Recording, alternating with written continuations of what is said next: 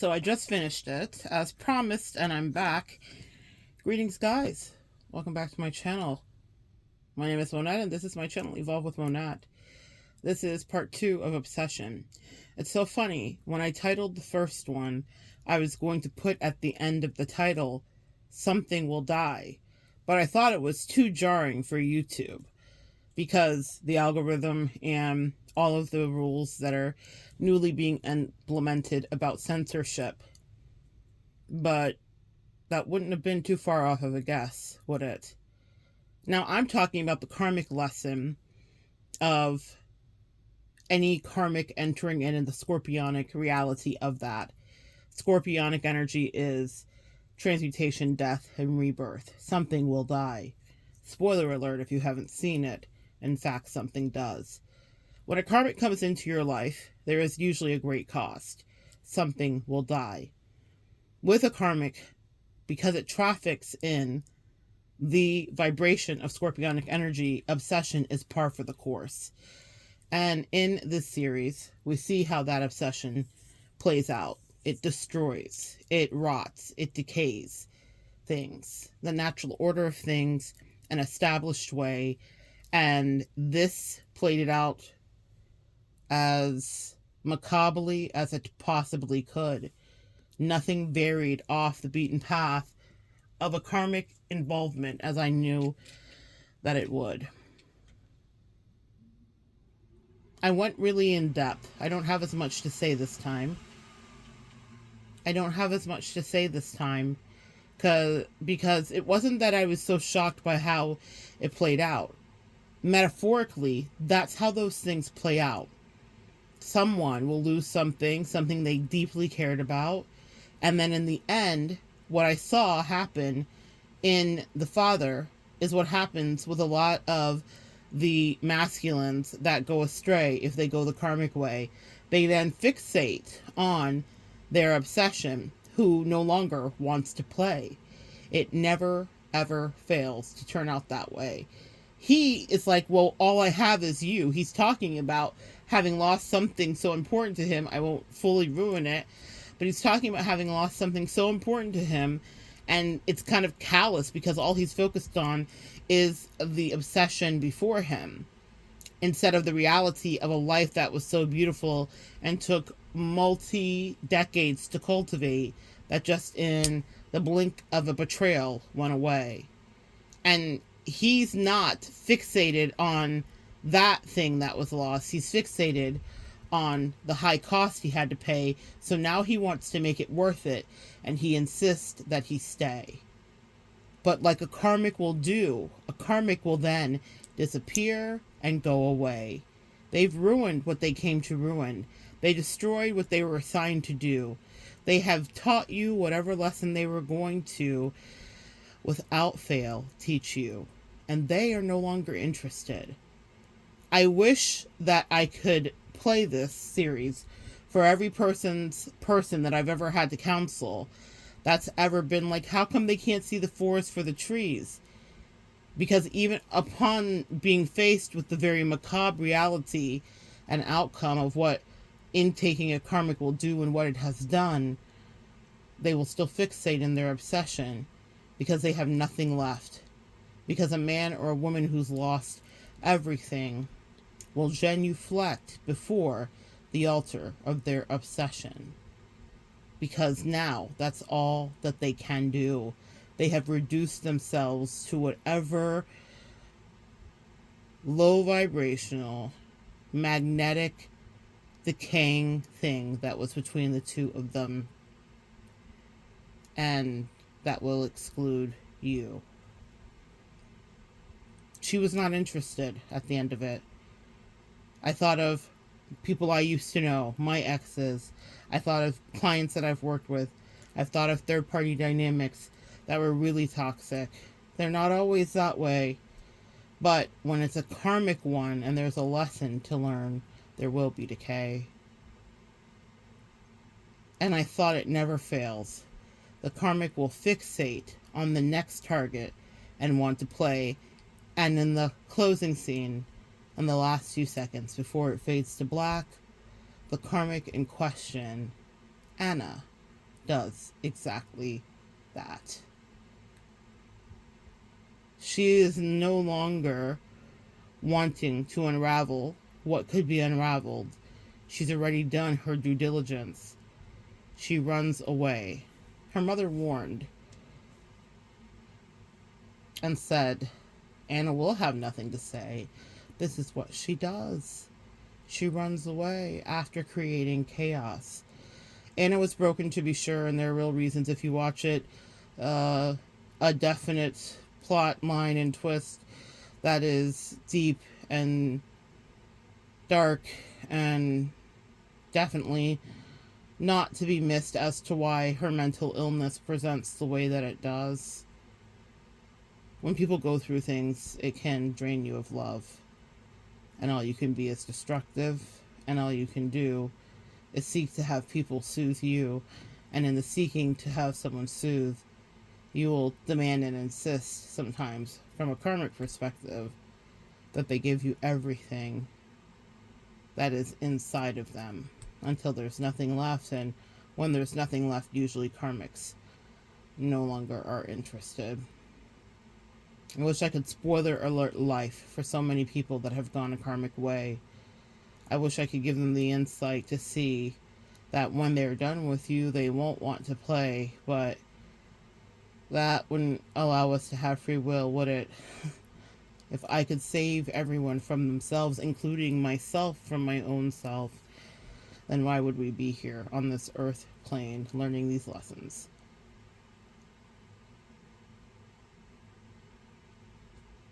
Obsession. Scorpionic energy belonging solely to that sign. It doesn't mean that every other sign can't be obsessed. It just means that when Scorpios do it, it is done completely.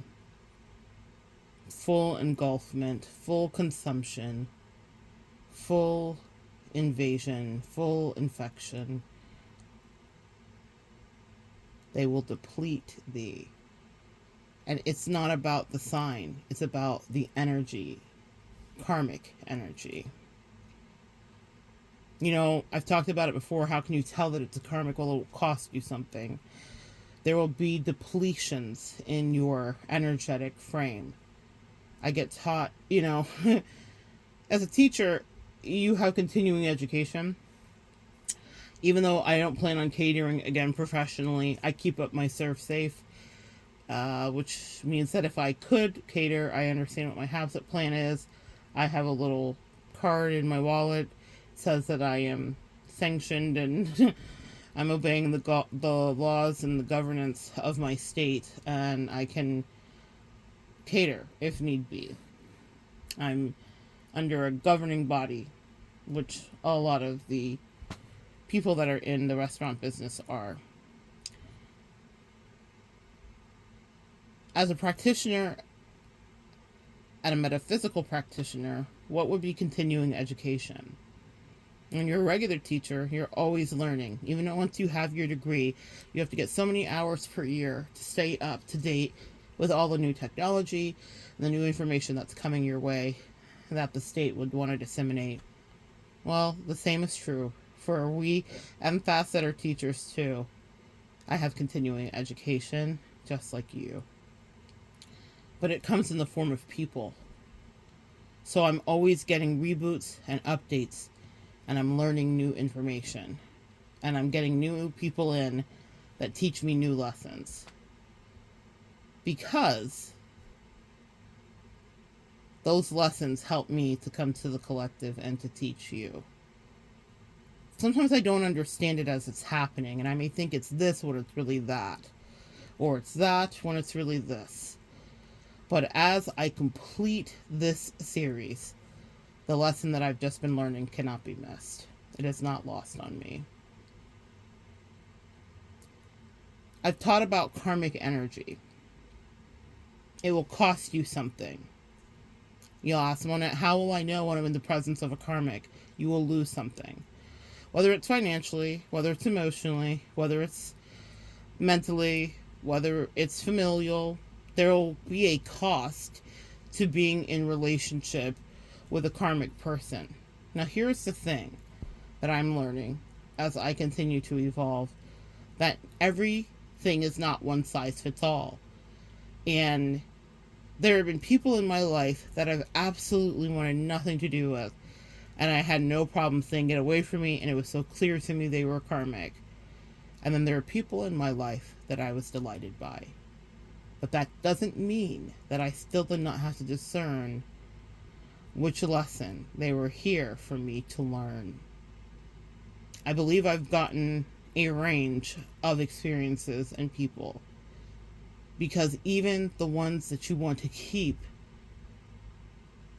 can be, I'm hearing sheeple, meaning maybe wanting you to go along and not see the truth of what could possibly go wrong. That's why understanding that karmic energy causes depletion and loss, period, is what helps you stay abreast of sussing out who or who may not be safe for you. Because everyone is not going to repulse you, and everyone is not going to be an immediate red flag, and everyone will not be the worst connection or new friendship you've ever had. Some of them are amazing. But if you've already gone through the lesson, and here's why they're karmic, if you've already learned the lessons that they're still presenting, then it's time for you to be doing the namesake of this channel, which is to be evolving and elevating. It is not a disparagement, because not every person, because you have been someone's karmic, I have been someone's karmic. So this is not from Mount High that I piously preach to you. I have been in life to people something that caused depletions for them and a person that they should not do or be engaged with. That's the thing we all have to understand. We are not all compatible with one another. And we all have had people that have not been the best for us, and that we have not been the best too. But that's not what this is about. It's about teaching you to recognize karmic energy and understanding that it's not all the boogeyman. It's not all Damien with devil horns. It's not all, Illuminati imagery. Sometimes it will be something so simple and so sweet. But if you've already passed that lesson, then that is a karmic energy that you will have to defeat, whatever that looks like to you. So assess your losses and your wins. Assess your emotions when you're in the presence of someone. Even if you've not identified them as a karmic energy, assess how do you feel when you sit before them on a regular basis, over and over. For those of you that ask me about vetting, this is when you do that endeavor again and again, because it always pays off, my empath friends. If you ask for clarity, you will be given it. And that's why our discernment is so pivotal to our survival and our betterment. Because, again, it will not all be ogres and trolls and boogie monsters. And I want to simplify that today and let you understand that karmic energy never stops coming your way. And what makes it karmic is if you've already leveled up. It was already a game that you used to play. Doesn't mean that they're the worst people in the world. It doesn't mean that you're the best. It doesn't mean that you can't flip it and reverse it and be someone's karmic next. But what it does mean is that you have the spiritual responsibility to figure out if you want to invest energy into something that you've already gotten past. Self-respect matters, and building boundaries that last is imperative to your evolution.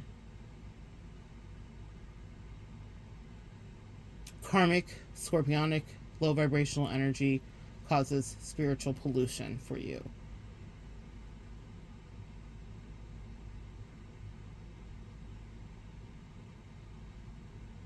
It's not a punishment. It's more about understanding that we are empowered now to discern who we intermingle with for a long time and a long term. Now, in the case of the series that ended the way that it did, the cost was huge. It was someone's kid. It was a huge cost. And the ending that befell the character, I don't know how else they could have wrapped it up, because for it to not have gone the way that it did would have put him in agonizing Dark Night of the Soul turmoil as he tried to figure out how to live with the reality of someone that he loves so much and someone that he had loyalty and familial allegiance to. How could he live with their duality? Something will die. That's what scorpionic energy does. That's what having a karmic third party come in will do, especially if they have their sights set on you. That obsession can take over, but you will see people differently. And so deaths happen, whether actual or figuratively, because innocence will die for some of my empaths as you go through that journey.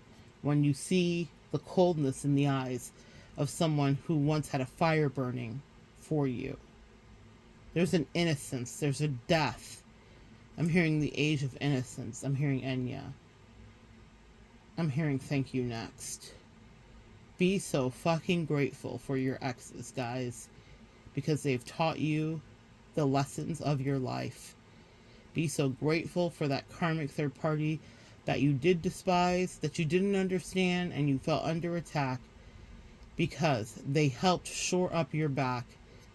They straightened it, and they helped you stand erect and stand up for yourself. Something experienced death, but it was a codependent you. It was a people-pleasing you. It was a doormatted you.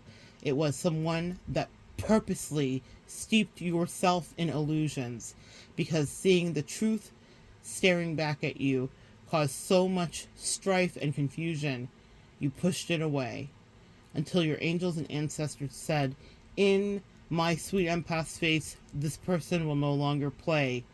And they put you through something that ruined your days and nights and months and years. And they said, it will be worth it. Just hold on, my dear. That karmic third party is teaching you lessons that will make you never live in fear again of connection, ironically. While you may hermit yourself away for a while and push away people and lose your smile, what you will gain is wisdom infinitely. You will know how to maneuver, and you will be able to tell illusions, no matter how beautiful they are. You will be able to tell when you've reached the end of the road and this relationship is not to go that far. You will be able to tell if you are losing, even if it's not monetarily, emotionally. Are you on the short end of the stick repeatedly in a connection?